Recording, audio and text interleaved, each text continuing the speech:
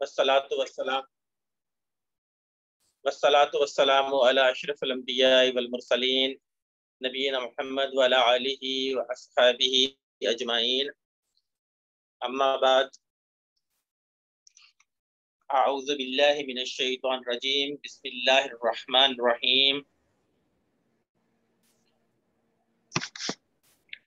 شرع لکم من الدین ما وصى به نوح والذی اوحینا الیک وما وصینا به ابراہیم وموسیٰ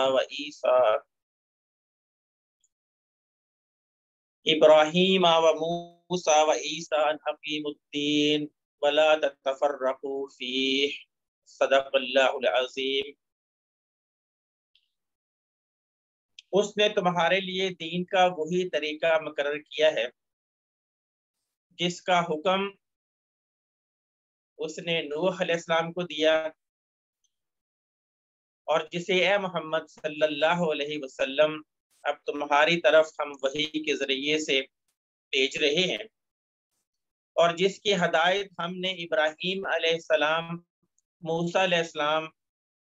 اور عیسیٰ علیہ السلام کو دے چکے ہیں، اس تاکید کے ساتھ کہ قائم کرو اس دین کو اور اس میں متفرق نہ ہو جاؤ۔ رب اشرح لی صدری ویسر لی امری واحلل عقدۃ من لسانی یفقہوا قولی۔ میرے انتہائی قابل احترام دوستو بھائیوں، میں نے آپ کے سامنے سورہ شورى کی آیت نمبر 13 کا کچھ حصہ تلاوت کیا ہے اور اس کی ترجمانی آپ کے سامنے پیش کی، اور جس میں بتایا گیا ہے کہ دین کو قائم کرنا ہے، اقامت دین، جیسا کہ آج ہماری گفتگو کا موضوع ہے اقامت دین، اور ہم نے اللہ کے دین کو قائم کرنے کے لیے جو جدوجہد اور کوشش کرنی ہے اس کو سمجھنا جو ہے وہ آج ہمارا مقصود ہے۔ اس میں اللہ سبحانہ تعالیٰ نے ابراہیم علیہ السلام کو بھی، موسیٰ علیہ السلام کو بھی، عیسیٰ علیہ السلام کو بھی، اور سب سے پہلے نوح علیہ السلام کو بھی اسی بات کی تاکید کی تھی کہ اللہ کے دین کو قائم کرنا ہے۔ میرے دوستوں اور بھائیوں، اقامت دین دو الفاظ کا مجموعہ ہے، ایک ہے اقامت اور دوسرا ہے دین۔ دونوں کا جو ہے وہ ہم دیکھتے ہیں کہ اصطلاحی معنی کیا ہے۔ اقامت کا معنی ہے کسی ٹھوس چیز کے لیے جب بولا جاتا ہے تو اس کا مطلب ہوتا ہے اس کو سیدھا کر دینا، جیسا کہ سورہ کہف میں اللہ سبحانہ تعالیٰ نے فرمایا ہے یرید ان ینقض فاقامہ، ایک دیوار جو جھک گئی تھی اور گرنا چاہتی تھی تو اس نے اسے سیدھا کر دیا۔ اور جب یہ لفظ کسی مانوی اشیاء کے لیے بولا جاتا ہے تو اس کا مفہوم ہے کہ اس کا پورا پورا حق ادا کر دینا، یعنی یہ کہ متعلقہ کام کو پوری توجہ اور کامل اہتمام کے ساتھ بہترین شکل میں انجام دینا۔ امام راغب اصفہانی کہتے ہیں کہ اقامت کا معنی یہ ہے کہ کسی چیز کو قائم کرنا، اس کے حقوق اچھی طرح سے ادا کرنا، جس طرح کہ اللہ سبحانہ تعالیٰ نے بنی اسرائیل کو مخاطب کرتے ہوئے یہ کہا تھا کہ اے اہل کتاب، تم کسی اصل پر نہیں ہو جب تک کہ تم تورات اور انجیل کو قائم نہ کر لو، یعنی جب تک کہ علمی اور عملی دونوں حیثیتوں سے اس کے حقوق ادا نہ کرو۔ تو اس کا مطلب یہ ہے کہ کسی چیز کو اس کی عملی اور علمی شکل میں دونوں حیثیتوں سے اس کا حق ادا کر دینا، اس کو کہتے ہیں اقامت۔ اس کی مثال کو ہم ایسے بھی سمجھ سکتے ہیں جیسے قرآن مجید میں ہے کہ نماز قائم کرو، اقیم الصلاۃ، نماز قائم کرنے کا حکم ہے۔ تو اس کا مطلب ہے نماز کی اقامت یہ ہوگی کہ اس کے تمام ظاہری آداب و شرائط کے ساتھ اور تمام سارے باطنی اور چھپے ہوئے محاسن کے ساتھ ادا کرنا۔ اس طرح نماز کا جو مقصد ہے وہ بحسن و خوبی حاصل ہو جاتا ہے۔ لہٰذا دین کی اقامت کا مطلب یہ ہے کہ اللہ کے دین کو پوری طرح سے جو ہے وہ اس دنیا کے اوپر غالب کر دینا۔ اب دین کا مطلب کیا ہے؟ دین کا لغوی معنی جو ہے وہ اطاعت و فرما برداری ہے، یعنی اس سے مراد اللہ تعالیٰ کی بندگی یا وہ طریقہ اور انسانی زندگی کا وہ نظام ہے جو اللہ کی جناب سے پیغمبر صلی اللہ علیہ وسلم کے ذریعے سے اس کے بندوں کو عمل درآمد کرنے کے لیے دیا گیا. یعنی دین کے معنی وہ نظام ہے جو رسول اللہ صلی اللہ علیہ وسلم کے ذریعے سے اللہ تعالیٰ نے بندوں کو عمل کرنے کے لیے عطا کیا ہے.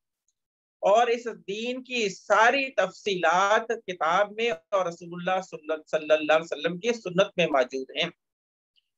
اور اللہ سبحانہ تعالیٰ نے جیسا کہ 3 مقامات قرآن مجید کے 3 مقامات پر فرمایا ہے کہ هو الذی ارسل رسولہ بالہدی ودین الحق لیظہرہ علی الدین کلہ، کہ اللہ وہی ہے جس نے اپنے رسول کو ہدایت اور دین حق کے ساتھ بھیجا ہے تاکہ وہ اس دین کو تمام باطل ادیان کے اوپر غالب کر دے. تو میرے دوستوں اور بھائیوں، اقامت دین کا مطلب یہ ہے کہ اللہ کی بندگی کو صحیح جو ہے وہ قائم کر دینا، زندگی کے تمام شعبوں میں جو ہے وہ اس کو نافذ کر دینا. انسانی زندگی کا کوئی شعبہ ایسا نہیں جو اس کے دائرے میں نہ آتا ہو. یہ دین انسان کی عقل و فہم، اس کی دل کی گہرائیوں سے شروع ہو کر اس کی عبادت گاہوں، اس کے گھروں کی 4 دیواریوں، اس کے خاندانی حلقوں، اس کے تمدنی اداروں سے ہوتا ہوا اس کے تمام اجتماعی اور بین الاقوامی مسئلوں کے آخری کنارے تک پہنچتا ہے، اور ہر مسئلے اور ہر معاملے میں، ہر شعبے میں اپنی مستقل ہدایات دیتا ہے. اور میرے دوستوں اور بھائیوں، اللہ تعالیٰ نے انسان کو اور اس امت کو تو اٹھایا ہی اس لیے تھا، اس کو مبعوث ہی اس لیے کیا تھا کہ یہ اللہ کے دین کو قائم کرنے کی جدوجہد اور کوشش کرے گی. اس امت مسلمہ کا مقصد وجود ہی اقامت دین ہے. تو میرے دوستوں اور بھائیوں، اس کو اللہ سبحانہ تعالیٰ نے قرآن مجید میں اس طرح سے بیان کیا. سورہ آل عمران کی آیت نمبر 110 میں، کنتم خیر امت اخرجت للناس، تم بہترین امت ہو جو سب انسانوں کے لیے وجود میں لائی گئی ہو. یہ امت خود بخود وجود میں نہیں آ گئی میرے دوستوں اور بھائیوں، اس کو وجود میں لانے کا کوئی مقصد ہے. اس کا مقصد کیا ہے؟ اللہ کے دین کو قائم کرنا. یہ آیت کا ٹکڑا جو میں نے آپ کے سامنے رکھا ہے کہ کنتم خیر امت اخرجت للناس، اس کے 2 اجزاء ہیں. ایک تو یہ کہ مسلمانوں کی جماعت تمام انسانی جماعتوں میں سب سے اچھی جماعت ہوگی. دوسری کوئی جماعت، کوئی قوم، کوئی پارٹی، کوئی فکر، کوئی عمل کی خوبیاں اس جیسی نہیں ہو سکتی. کیوں؟ کہ اس کو اللہ سبحانہ تعالیٰ نے خاص کسی مقصد کے لیے مبعوث کیا ہے، خاص ایک مقصد کے لیے جو ہے وہ ان کو منتخب کیا ہے. کنتم خیر امت، یعنی تم بہترین امت ہو. یعنی اس دنیا کے اوپر کوئی دوسری جماعت، کوئی دوسری امت، کوئی دوسرا گروہ جو ہے وہ اس جیسا نہیں ہے. یعنی یہ زندگی کے سٹیج پر معمول کے مطابق یوں ہی نہیں نکل آئی، بلکہ ایک خاص اہتمام سے اس کو نکالا گیا ہے. اس کے لائے جانے کے پیچھے ایک خاص مقصد کام کر رہا ہے. دنیا کے دوسرے تمام گروہ اور اس کے درمیان ایک بنیادی فرق یہ ہے کہ یہ انہی میں سے ایک نہیں ہے، بلکہ ان سب سے الگ اور ممتاز امت ہے. ان کی کسی خاص ضرورت کے لیے اسے وجود بخشا گیا ہے، اہتمام کے ساتھ اس کو بھیجا گیا ہے، اور اب وہ ہمیشہ کے لیے اس کی بجا آوری پر مامور ہے. اور اس کا مقصد کیا ہے؟ کیوں اس کو نکالا گیا ہے؟ اخرجت للناس، تمام بنی نوع انسان کے لیے اس کو نکالا گیا ہے، اس کو مبعوث کیا گیا ہے تمام بنی نوع انسان کے لیے. نبی صلی اللہ علیہ وسلم نے اس امت کی تصریح جو ہے، اس امت کی وضاحت ان الفاظ میں فرمائی ہے کہ اس امت کو مبعوث کیا گیا ہے، اس امت کو بھیجا گیا ہے. بخاری کی حدیث میں،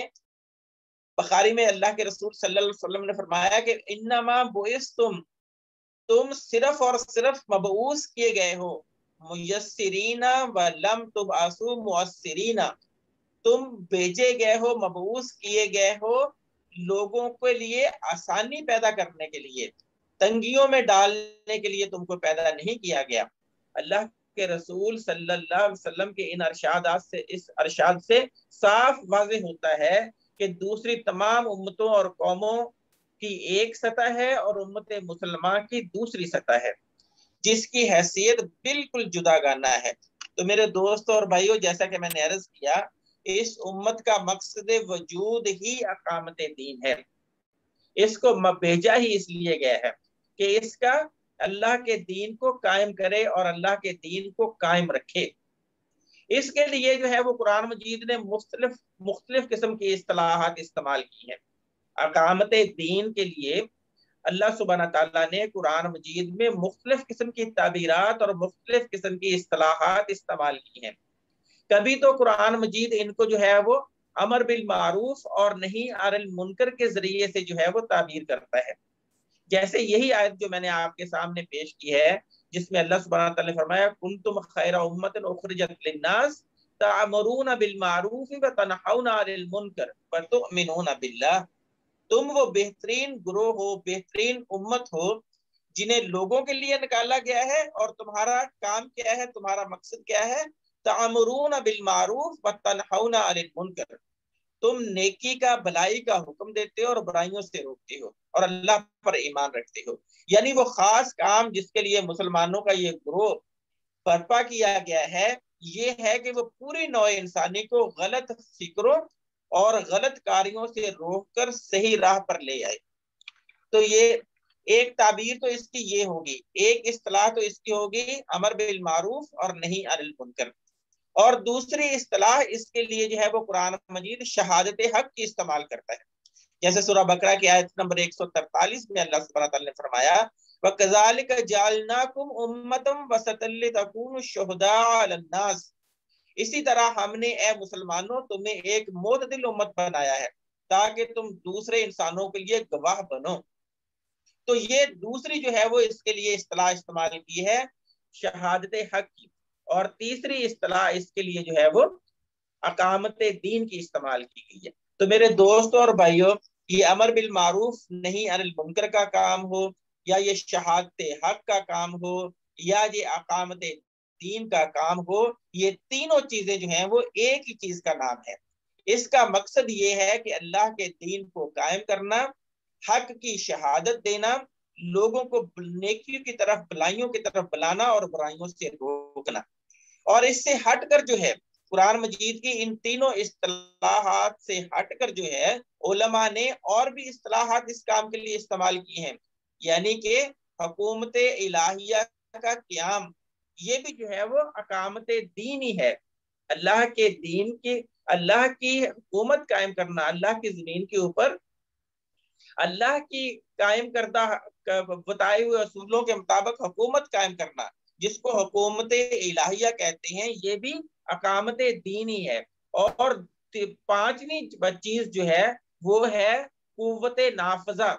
یعنی قوانین کو، اللہ کے قوانین کو نافذ کرنے کے لیے قوت حاصل کرنا، اس کو بھی اقامت دین کہتے ہیں۔ تو میرے دوستوں اور بھائیوں، اس طرح سے 5 اصطلاحات جو ہے وہ استعمال کی جاتی ہیں اقامت دین کے لیے: امر بالمعروف و نہی عن المنکر، شہادت حق، اقامت دین، حکومت الہیہ کا قیام اور قوت نافذہ کا حصول۔ یہ ساری چیزیں جو ہیں یہ اقامت دین کے زمرے میں ہی آتی ہیں۔ تو میرے دوستوں اور بھائیوں، اللہ سبحانہ تعالیٰ نے ہمیں اسی مقصد کے لیے جو ہے وہ اس زمین کے اوپر بھیجا ہے، تاکہ ہم اللہ کے دین کو قائم کر دیں۔ اب میں آپ کے سامنے ان میں سے ایک چیز کو جو ہے وہ لے کر اس کی وضاحت کرتا ہوں کہ ہم اللہ کے دین کو قائم کرنے کی جو جدوجہد اور کوشش کر رہے ہیں، اس کے کیا جو ہے وہ مطلب ہے، اس کو کس طرح سے جو ہے وہ اللہ کے رسول صلی اللہ علیہ وسلم نے اپنی احادیث مبارکہ میں جو ہے وہ اس کی وضاحت فرمائی ہے۔ سب سے پہلے میں آپ کے سامنے قرآن مجید سورہ آل عمران کی آیت نمبر 104 رکھتا ہوں، جس میں اللہ سبحانہ تعالیٰ نے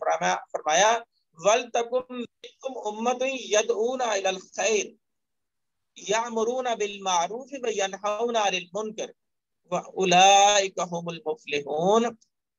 تم میں کچھ لوگ تو ایسے ضرور ہونے چاہیے جو نیکی کی طرف بلائیں، بلائی کا حکم دیں اور برائیوں سے روکیں۔ جو لوگ یہ کام کریں گے وہی فلاح پائیں گے۔ تو میرے دوستوں اور بھائیوں، اس آیت کے اندر اللہ سبحانہ تعالیٰ نے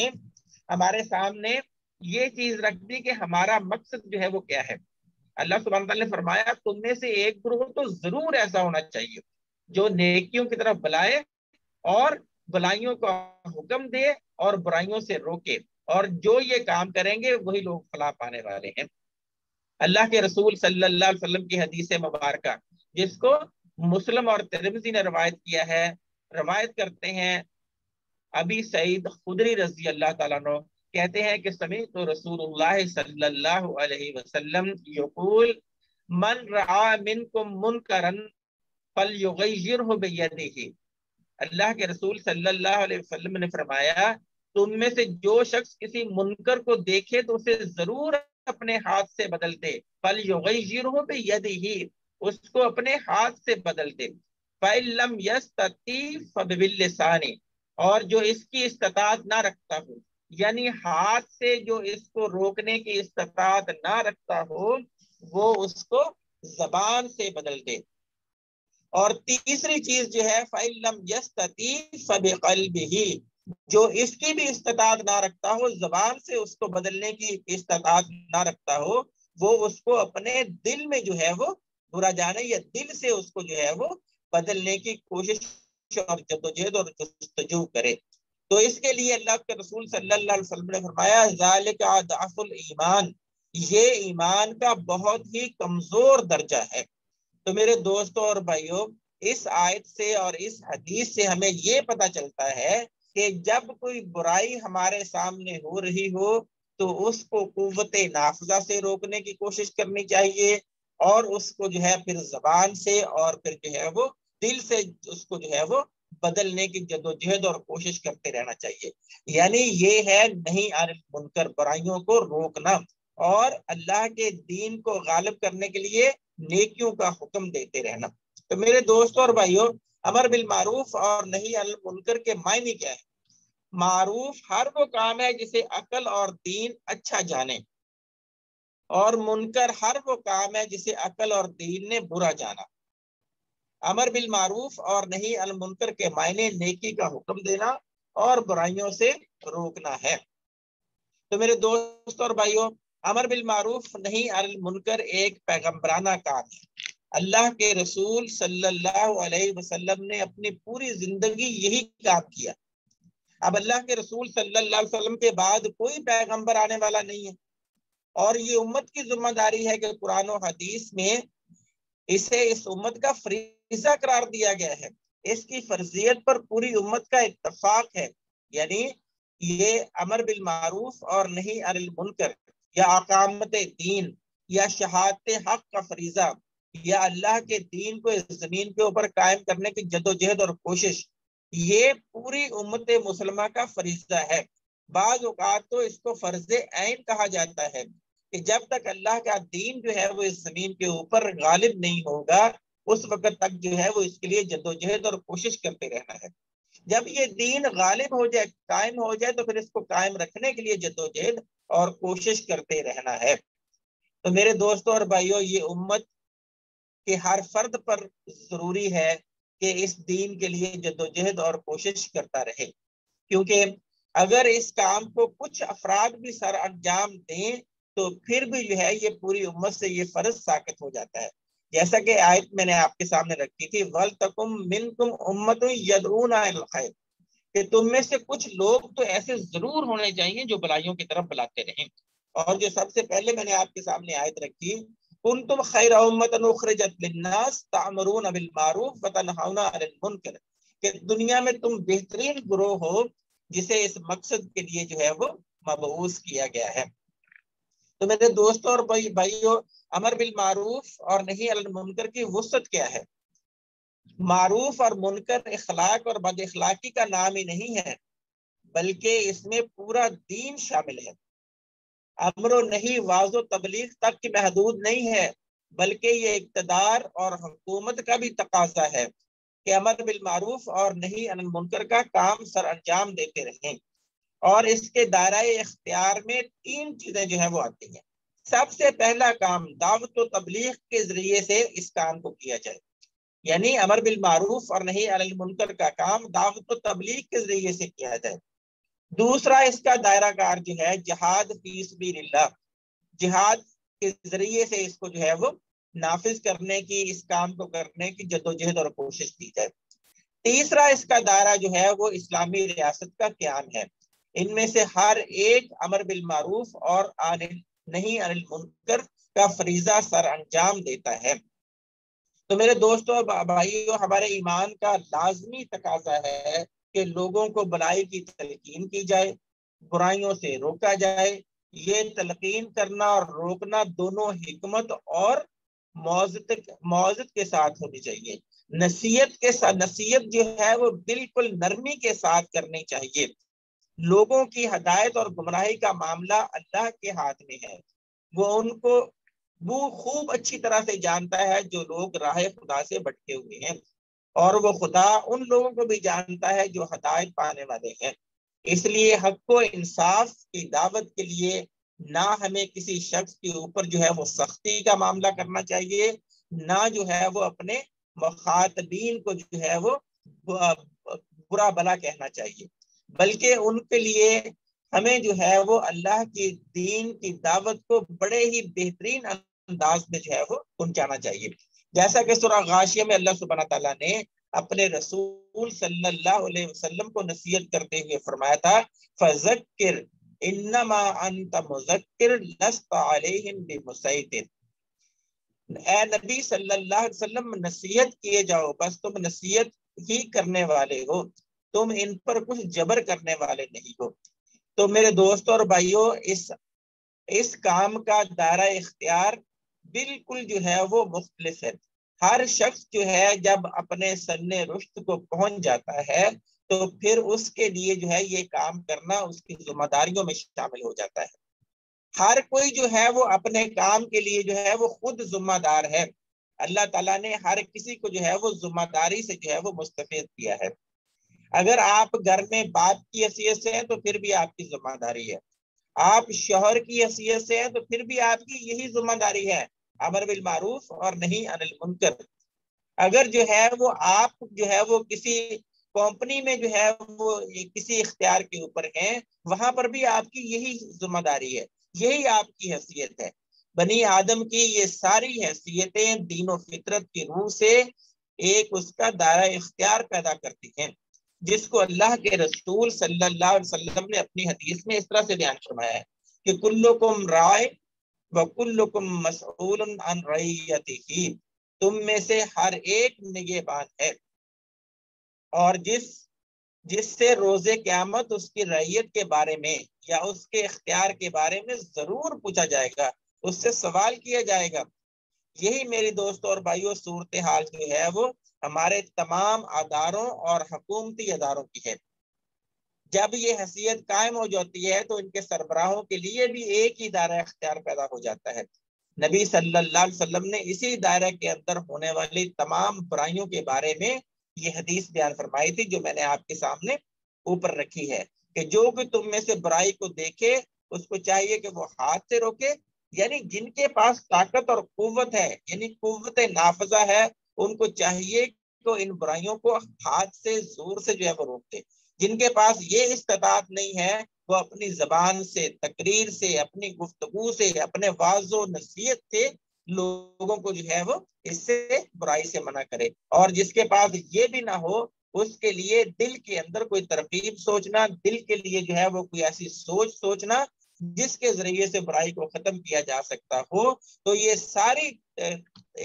دائرہ اختیار جو ہے وہ ان برائیوں کو روکنے کے لیے استعمال کیا جائے گا۔ جو ہاتھ سے روک سکتا ہے وہ ہاتھ سے روکے، جو زبان سے روک سکتا ہے وہ زبان سے روکے، جو دل سے اس کے لیے کوئی پلان کر سکتا ہے، دل سے اس کے لیے جو ہے وہ کوئی بہترین سوچ رکھ سکتا ہے، وہ اس کے ذریعے سے برائیوں کو روکنے کے لیے کوشش اور جدوجہد کرتا رہے۔ میرے دوستوں اور بھائیوں، نیکی کی طرف بلانا کیوں ضروری ہے؟ آج کا دور فتن ہے، پے در پے فتنے نمودار ہو رہے ہیں، دنیا کے حصول کی دوڑ لگی ہوئی ہے، اب جائز اور ناجائز، حلال اور حرام کی تمیز تیزی سے رخصت ہو رہی ہے، دین و ایمان پر استقامت کم لوگوں کو نصیب ہے۔ اس دور میں نیک اعمال کرنا اور لوگوں کو خیر و بلائی کی طرف بلانا ہر مسلمان کی لازمی ذمہ داری ہے۔ ابو ہریرہ رضی اللہ تعالیٰ عنہ سے روایت ہے، اللہ کے رسول صلی اللہ علیہ وسلم نے فرمایا نیک عمل کرنے میں جلدی کرو، ایسے فتنوں کے آنے سے پہلے جو شب تاریخ کے مختلف ٹکڑوں کی طرح رونما ہوں گے، یعنی اندھیری رات کے مختلف ٹکڑوں کی طرح یہ فتنے جو ہے وہ سر اٹھائیں گے۔ صبح کو آدمی مومن ہوگا، شام کو کافر ہوگا، یا پھر شام کو مومن ہوگا تو صبح کو کافر ہوگا، وہ اپنے دین کو دنیا کے معمولی سامان کے عوض بیچ دے گا۔ یہ مسلم شریف کی حدیث ہے میرے دوستوں اور بھائیوں۔ قرآن مجید کی نظر میں ایک مومن کی اساسی حیثیت، اس کی صفات تو اس سے کئی مختلف ہوتی ہیں۔ ایک مومن کی صفات سورۃ توبہ میں اللہ سبحانہ تعالیٰ نے یہ بیان فرمائی ہے کہ وہ التائبون العابدون الحامدون السائحون الراکعون الساجدون الآمرون بالمعروف والناہون عن المنکر والحافظون لحدود اللہ۔ اللہ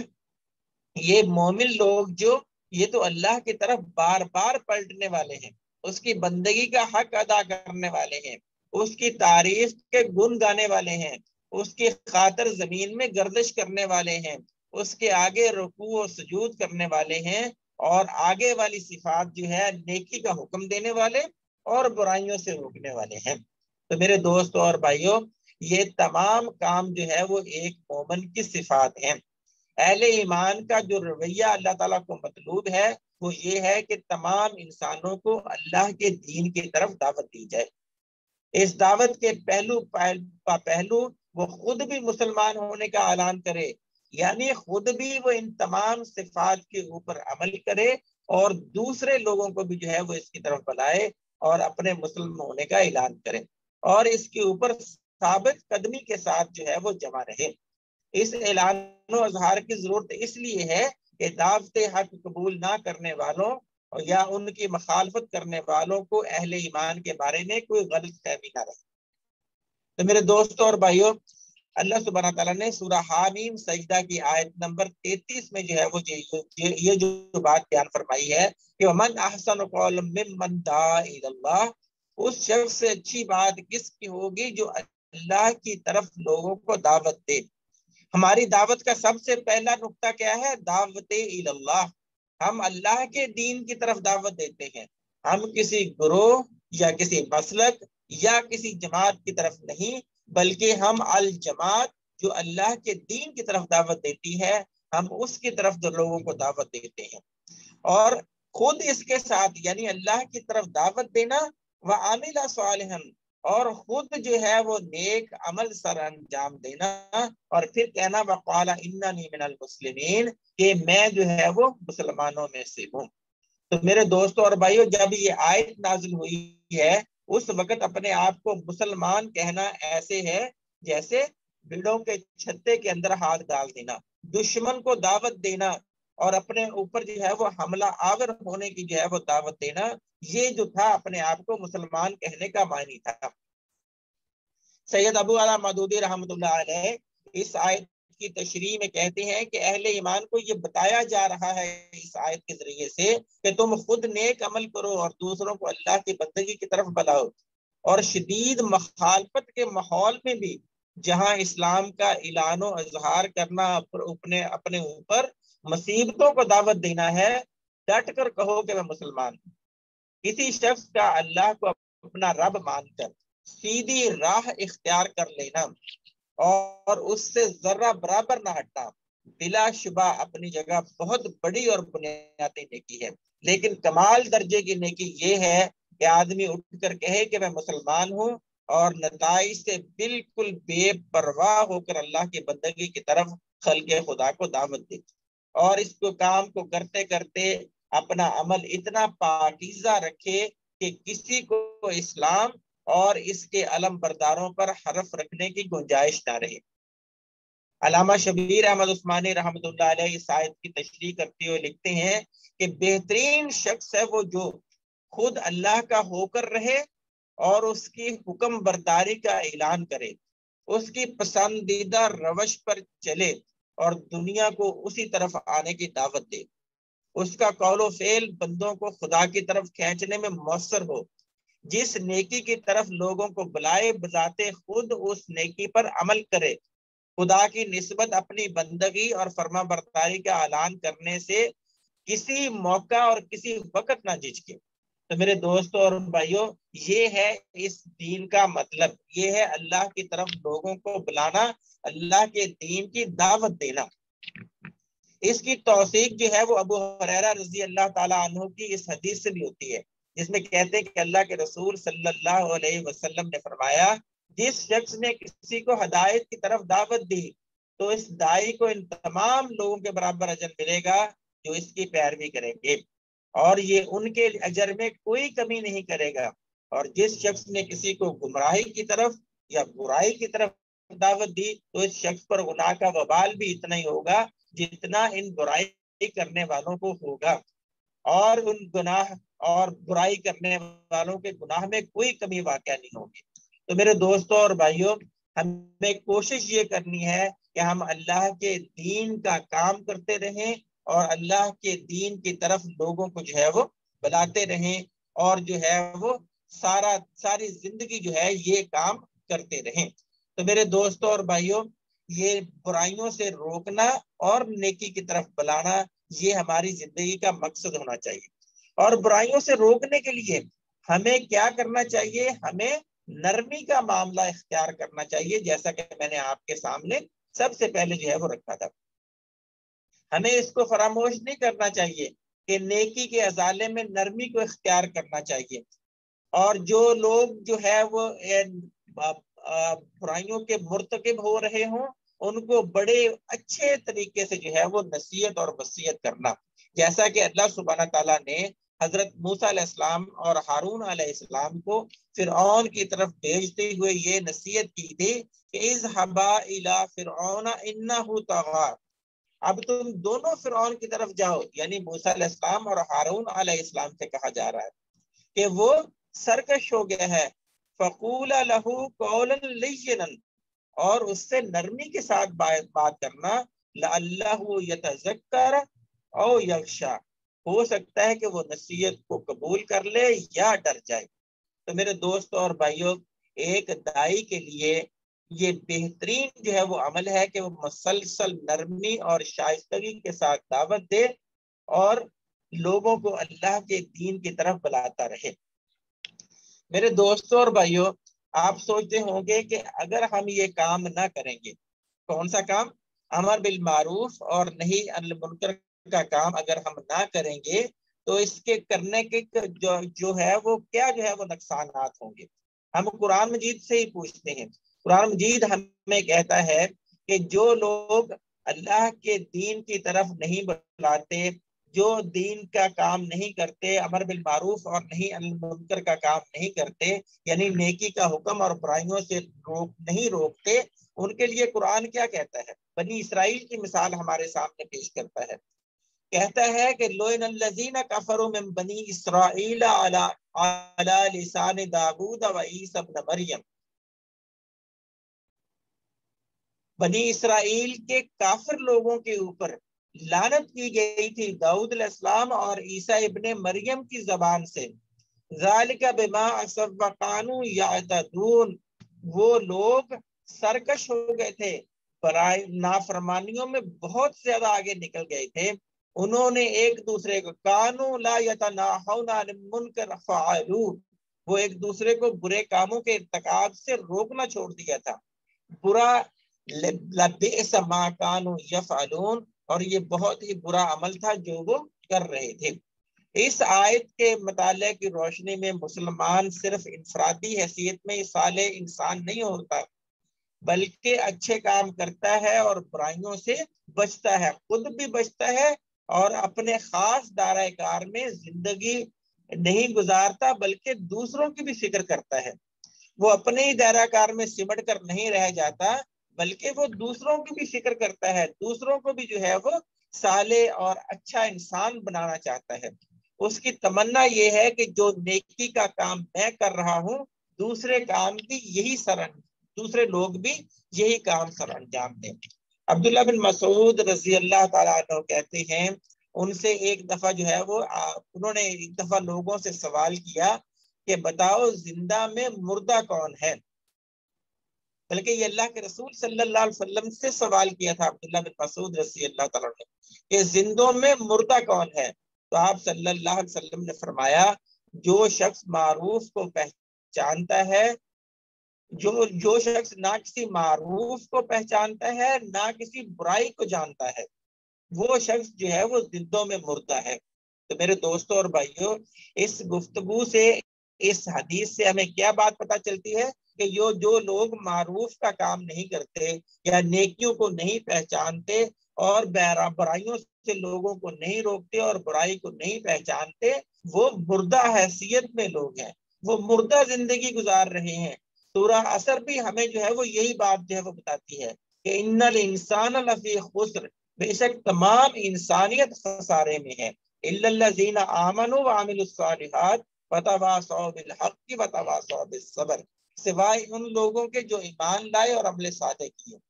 اور جنہوں نے حق کی نصیحت کی اور صبر کی تلقین کرتے رہے۔ تو میرے دوستوں اور بھائیوں، یہی لوگ جو ہے اس دنیا کے اندر کامیاب ہیں، یہی جو ہے وہ خسارے سے بچ سکتے ہیں۔ کون سے لوگ؟ جو امر بالمعروف اور نہی عن المنکر کا کام کریں گے، جو اللہ کے دین کو قائم کرنے کی جدوجہد اور کوشش کرتے رہیں گے، وہی جو ہے وہ اس خسارے سے بچ سکتے ہیں۔ عدی بن عمیرہ رضی اللہ تعالیٰ عنہ سے رسول اللہ صلی اللہ علیہ وسلم کا ارشاد مبارک نقل ہے کہ اللہ تعالیٰ مخصوص لوگوں کے عمل سے عام لوگوں کو عذاب نہیں دیتا، لیکن اگر وہ منکر کو اپنے درمیان دیکھیں اور اسے روکنے پر قادر ہونے کے باوجود اس سے نہ روکیں تو ان کے اس رویے کی وجہ سے اللہ خاص و عام برائی کرنے والوں پر اور برائی پر خاموش رہنے والوں کو دونوں کو عذاب میں مبتلا کر دیتا ہے۔ یہ مسلم احمد کی حدیث ہے میرے دوست اور بھائیوں۔ حضرت حذیفہ رضی اللہ تعالیٰ کہتے ہیں کہ رسول اللہ صلی اللہ علیہ وسلم نے فرمایا، اس ذات کی قسم جس کے ہاتھ میں میری جان ہے، تم اچھے کاموں کا حکم دیتے رہنا اور برے کاموں سے روکتے رہنا، ورنہ قریب ہے کہ اللہ تعالیٰ تم پر عذاب مسلط کر دے، پھر تم اس سے دعا کرو گے تو تمہاری دعائیں قبول نہیں ہوں گی۔ تو میرے دوستوں اور بھائیوں، اس کام کو کرنے کے لیے ہمیں مسلسل جدوجہد اور کوشش کرتے رہنا چاہیے۔ عام طور پر یہ جو ہے وہ کہا جاتا ہے کہ جب تک میں اپنے آپ کو نہ سنوار لوں یا میرا علم جو ہے وہ کامل مکمل نہ ہو جائے، میں جو ہے وہ انتہائی کمزور ہوں، میرا عمل خود کمزور ہے، تو میں یہ کام کیسے کر سکتا ہوں؟ تو میرے دوستوں اور بھائیوں، اس کام کو کرنے کے لیے کوئی بہت بڑی جو ہے وہ علم کی ضرورت نہیں ہے۔ اللہ کے رسول صلی اللہ علیہ وسلم نے فرمایا، جس کو ایک آیت بھی آتی ہو، بلغ عنی ولو آیا، جس کو ایک آیت بھی میری طرف سے پہنچ جائے، اس کو چاہیے کہ وہ آیت دوسروں تک جو ہے وہ پہنچا دے۔ ایک نیکی کا حکم جو ہے وہ ہمیں پہنچ جائے، اس نیکی کے حکم کو ہم آگے جو ہے وہ پہنچانے کی جدوجہد اور کوشش کرتے رہیں۔ تو میرے دوستوں اور بھائیوں، ہم نے یہ کام جو ہے وہ اپنی پوری زندگی کرتے رہنا ہے، خود بھی سیکھنا ہے اور دوسرے لوگوں کو بھی یہ کام جو ہے وہ سکھاتے رہنا ہے۔ تو اللہ تعالیٰ قرآن مجید میں فرماتے ہیں کہ جب اس امت کو اقتدار دیا جاتا ہے، اس کو اختیار دیا جاتا ہے، تو وہ پھر کیا کام جو ہے وہ انجام دیتے ہیں۔ تحریک اسلامی کا مقصد وجود جو قرآن مجید نے بیان کیا ہے، وہ سورہ حج کی اس آیت میں آپ کے سامنے رکھتا ہوں۔ الذین مکنہم فی الارض، جب ان لوگوں کو، یعنی اللہ کے دین کا کام کرنے والوں کو جب زمین کے اوپر اقتدار نصیب ہوتا ہے، ان کو اقتدار دیا جاتا ہے، تو وہ کیا کرتے ہیں؟ اقام الصلاۃ، نماز قائم کرتے ہیں، وآتوا الزکاۃ، اور زکوٰۃ دیتے ہیں، وامروا بالمعروف، اور نیکیوں کا حکم دیتے ہیں، ونہوا عن المنکر، اور برائیوں سے روکتے ہیں، وللہ عاقبۃ الامور، اور تمام معاملات کا انجام کار اللہ ہی کے پاس ہے، اللہ کے ہاتھ میں ہے۔ تو میرے دوستوں اور بھائیوں، امر بالمعروف اور نہی عن المنکر کا کام کرنے کے آثار و برکات یہ ہیں کہ قہر خدا بندی سے نجات ملتی ہے۔ حضرت علی رضی اللہ تعالیٰ کہتے ہیں کہ جو شخص کسی منکر اور برے کام کو دیکھ کر اس سے قلباً بیزار ہوا، اس نے بلا شبہ اللہ کے عذاب سے نجات پا لی، اور جو کوئی برے کاموں کو زبان سے منع کرے، اس نے صلہ پا لیا۔ تو دوستوں اور بھائیوں، امر بالمعروف اور نہی عن المنکر کا کام کرنے سے ہم اللہ کے عذاب سے بچ سکتے ہیں۔ اللہ کی طرف سے ہمیں ہدایت نصیب ہوتی ہے۔ مومنین کا سہارا ہی یہ کام ہے کہ اللہ کے دین کو قائم کیا جائے۔ خود انسان بھی اسی لیے، انسانوں کا وجود بھی اس زمین کے اوپر اسی لیے ہے کہ ان کو نیکیوں کی طرف بلاتے رہیں اور برائیوں سے روکتے رہیں۔ تو میرے دوستوں اور بھائیوں، اس کا نتیجہ کیا نکلے گا کہ ہم اللہ کے دین کا کام کرتے کرتے اس دنیا میں جائیں گے، اور ہم اللہ کے دین کی، اللہ کی ان جنتوں کے مستحق ٹھہریں گے جس کا اللہ تعالیٰ نے ہم سے وعدہ کیا ہے۔ تو میرے دوستوں اور بھائیوں، آج اس امت مسلمہ کے لیے یہ بہت بڑا چیلنج ہے، جبکہ فحشی اور بدکاری اور جو ہے وہ خلافت فطرت، جنسی رجحانات اور رویوں کا بول بالا ہو رہا ہے، اور غیر ساتر لباس جو ہے وہ پہنائے جا رہے ہیں، اور اسراف کے طور پر زندگی گزاری جا رہی ہے۔ شراب اور جوا اور مختلف سود اور رشوت ستانی کا بازار جو ہے وہ گرم ہے۔ تو اس ماحول میں ہمیں اللہ کے دین کو قائم کرنے کے لیے پوری طرح تن من دھن کے ساتھ جو ہے وہ جدوجہد اور کوشش کرنی چاہیے۔ ہمیں جو ہے وہ برائیوں سے روکنا اور نیکی کو پھیلانے کی جدوجہد کرنی چاہیے۔ اللہ تعالیٰ ہمیں یہ کام کرنے کی توفیق عطا فرمائے، اور ہماری پوری کوشش اور جدوجہد کو اپنے اعلیٰ درجے میں جو ہے وہ قبول و منظور فرمائے۔ اللہ تعالیٰ سے دعا ہے کہ اللہ تعالیٰ ہمیں نیک بننے کی اور نیکی کو پھیلانے کی توفیق عطا فرمائے۔ وآخر دعوانا الحمدللہ رب العالمین۔